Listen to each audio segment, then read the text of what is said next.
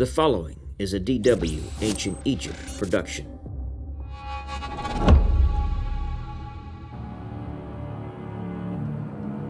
Amenemhet was the son of Senusret and Nefret, who were not of the royal family. As vizier of Egypt under Mentuhotep IV, Amenemhet succeeded him, most likely by force, and established the 12th dynasty. Ruling from 1991 to 1962 BC, he would be considered the first pharaoh to establish a co-regency with his son, Senusret I. Following his enthronement, Amenemhet's first move was to cruise the Nile with his fleet, crushing rebel nomarchs, Asiatics, and Nubians on the southern border. He then established a capital at Ichtaweh in the Fayum, away from both Thebes and Heracleopolis. This was a prominent location to keep eyes on both Upper and Lower Egypt.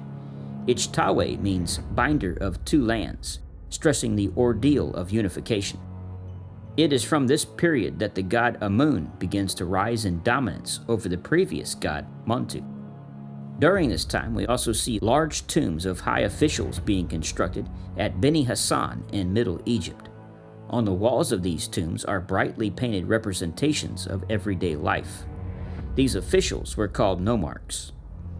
At this time, Egypt was divided into 42 nomes, basically states, and these nomarchs acted as the governors for each of these locations.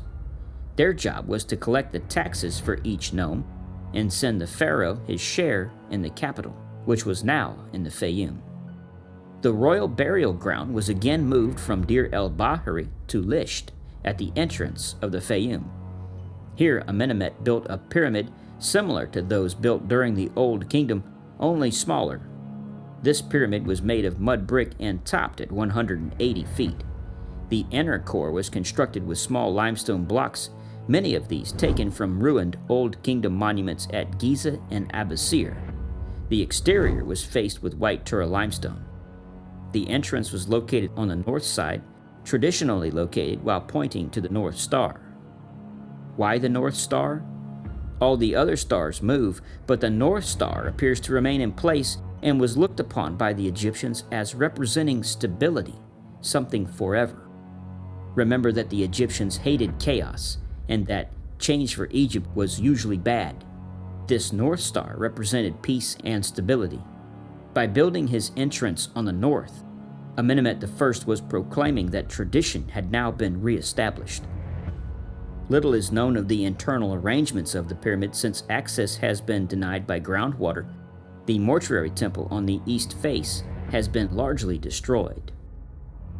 Amenemhet's most significant act was the introduction of co-regency, an institution that was to last throughout the 12th dynasty. Pharaoh Amenemhet likely created a co-regency to secure the rule of his son in case anything happened to him. This decision was probably influenced by the previous turbulent intermediate period.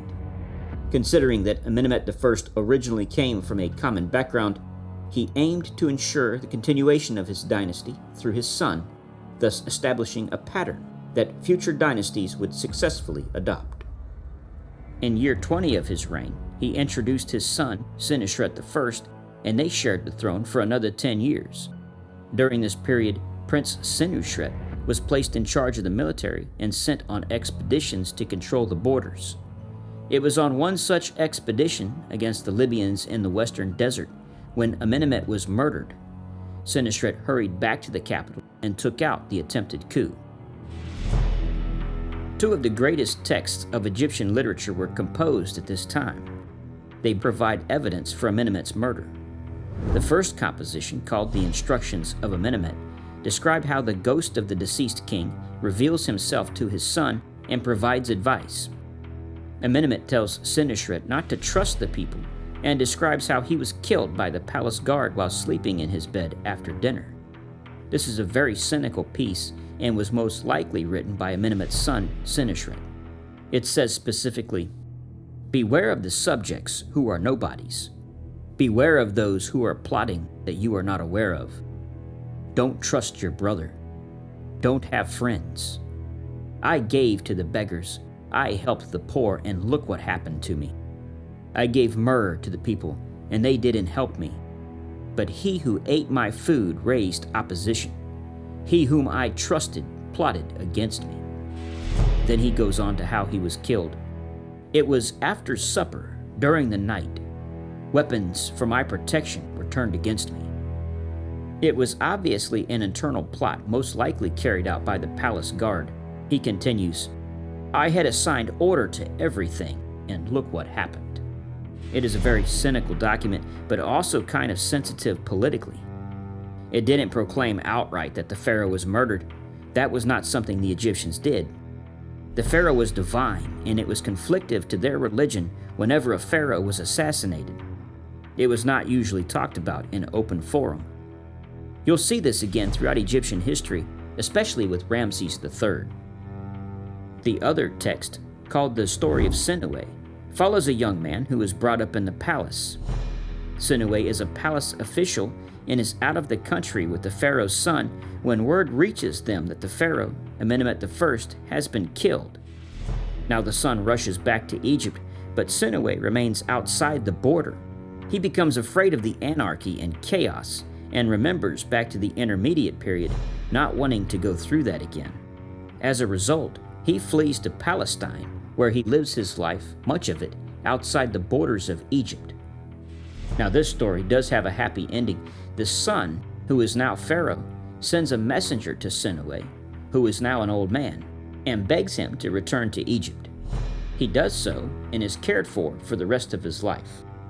This is one of the great stories of ancient Egyptian literature.